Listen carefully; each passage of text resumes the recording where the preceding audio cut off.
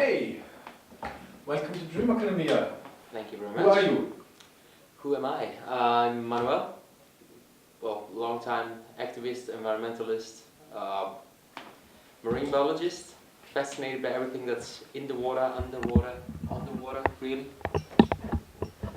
Depends on what you want to know. This is life, you know. Oh dear.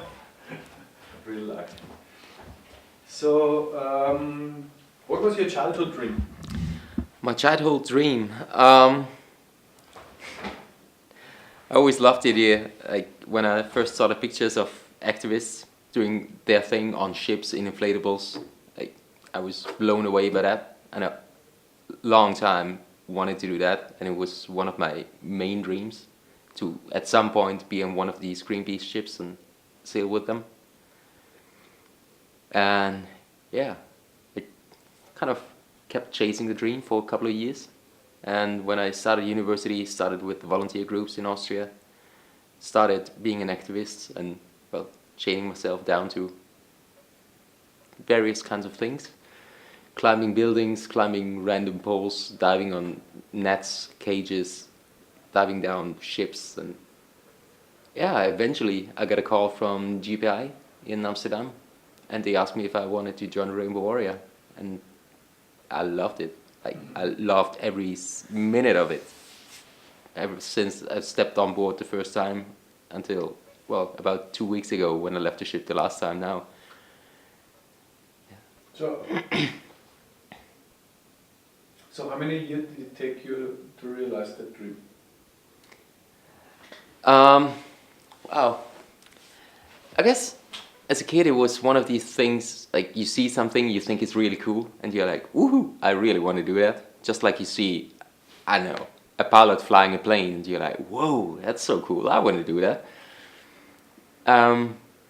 But that particular one just kept coming back, and it was Greenpeace, and at the time you would hear of them. Every now and then they would pop up in the media, on TV, in the radio, or on the newspapers, whatever. And so they just kept coming back to my mind. And when I started going to university, I guess we were sitting together with a couple of friends, and we were, studying biology, you kind of get all the issues that the planet has punched into your face rather than just laid them out to you. And we were sitting together and we were like, oh man, there's quite a bit of stuff really going to waste here, and somebody should actually do something about it. And I guess it was one of these evenings when it just hit me like a ton of bricks, really, that this somebody is not just gonna pop up out of nowhere, and maybe that somebody could be me, or I could be one of them. And thank God there's a whole crowd of them out there. So, what was the scariest moment so far? Scary moments, I guess being attacked by fishermen was one of the scary moments. Having harpoons and hooks flying your way. Not exactly a pleasant moment. Every time a gun is pointed your way, it's horrifying. Oh, maybe one of the worst as well was I got mugged in Mozambique, like in the middle of the night, foreign country, and it was weird coming there. There was one of the locals coming on board and giving us a short brief how we should behave when we leave the ship and take care when you go ashore, and it's going to be very obvious that you're a tourist. And it was 20 of us sitting on board, and like, how the heck would they know that we are tourists? It can't be that obvious. And none of us actually came to think that we are a totally different color of skin. So when we walked on shore, we were like, right, now I realize why. And I walked back in the middle of the night and, well, lost a few of the other crew members in the bar, and little by little we walked back to the ship.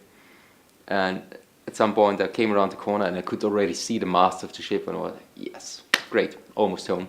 Just a few more meters, and that moment I had a gun in my neck, and the guy was just shouting in some language I didn't understand. I was like, oh, okay. And I just started emptying my pockets. I was just, taking everything, ran off. I just walked back to the ship shaking for a day. So that was one of them for sure. So, just imagine you're 99 years old and on your deathbed, and you can come back to this very moment. What would you do in your life? Right now? Yeah.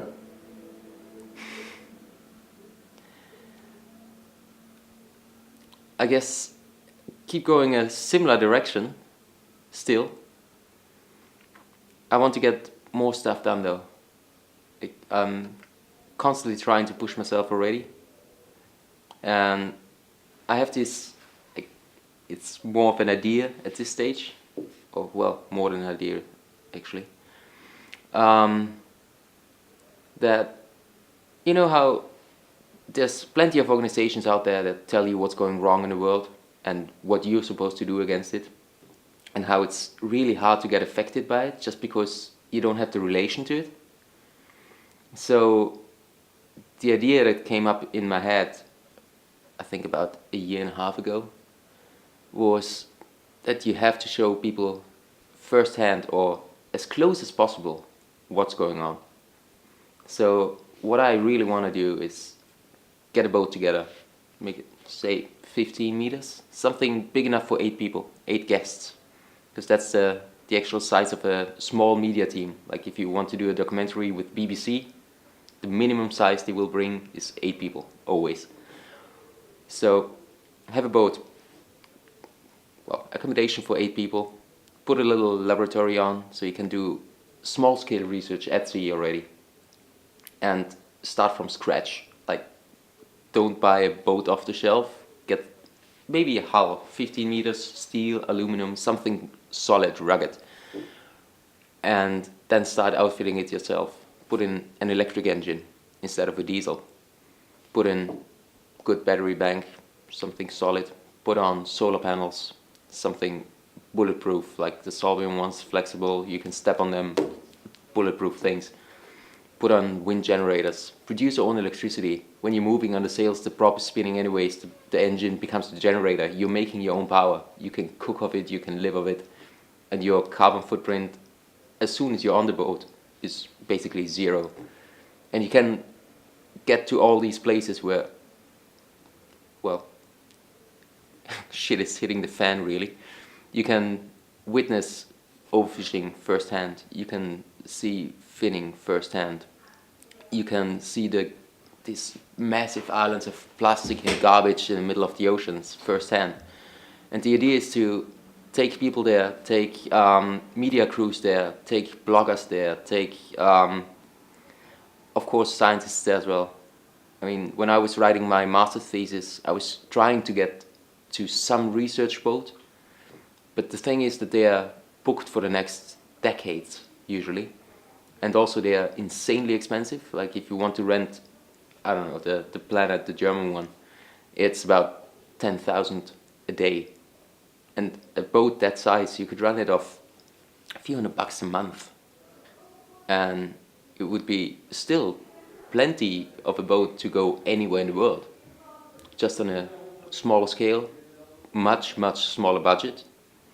And you could do the same thing. I mean, a friend of mine is working on the plastics in the oceans, and he basically needs to go there and do sample fishing in the plastic gyre, and he's been trying to get funding for it for years now, and there's just no chance. And if there was a boat out there that would do this kind of stuff with him for, I don't know, $300 a month?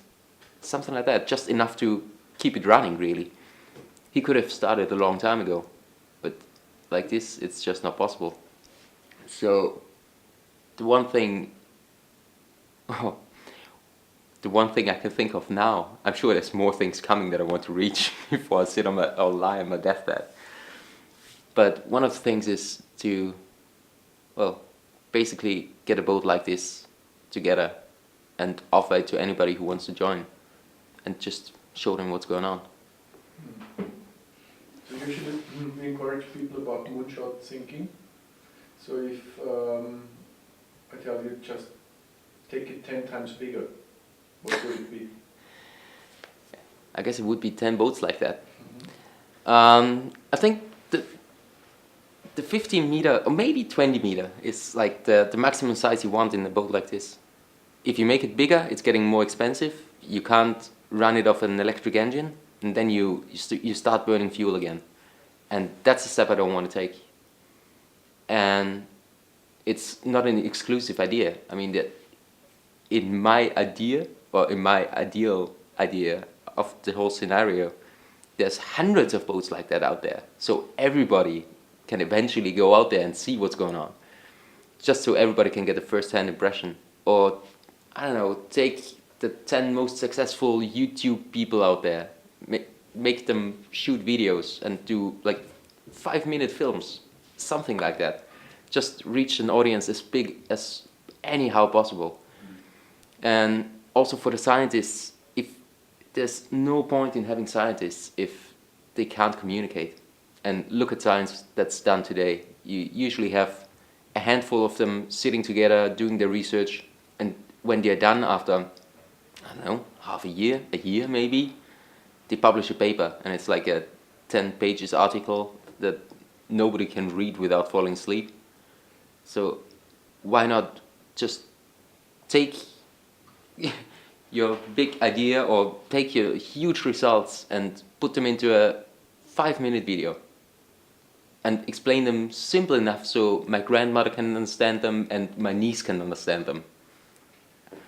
Just as far as I remember from our lunch talk, you have a boat. I do have a boat, and it's outfitted in a very similar way that I have envisioned. The problem is she's a bit too small. Yeah, she's Manaya, but it's 9 meters, can accommodate 4 people, more or less comfortable. So it's not quite the right size. I reckon you could do some smaller scale research somewhere in coastal areas. Maybe Chesapeake Bay, Delaware Bay, go down the American coast, maybe even down to Brazil all the way, or hang around the Caribbean, something like that. So who inspired you? Lots of people that came around. My dad inspired me. He always took me underwater. So I guess that was the first step in that direction. And well, when I first saw a coral reef, it was all over and done. And I wanted to be a marine biologist. I watched the movies by Hans Haas, by Jacques Cousteau. Loved those. Mind-blowing, absolutely amazing. I hate to say, but my biology teachers did not inspire me. They were kind of a pushback again. University, there was a bunch of people who were really inspiring. I think the people that pushed me the most, like to go out there and get things done and fight for your goals, were people I met on the ships who just keep encouraging you to keep going, to just push on. Like, don't give up, don't do anything that doesn't make you happy. I mean, life's too short. There's no point in suffering through it. You should enjoy every minute of it, or at least as much as possible of it. And yeah, people who convinced me that everything's gonna work out just fine, eventually, somehow.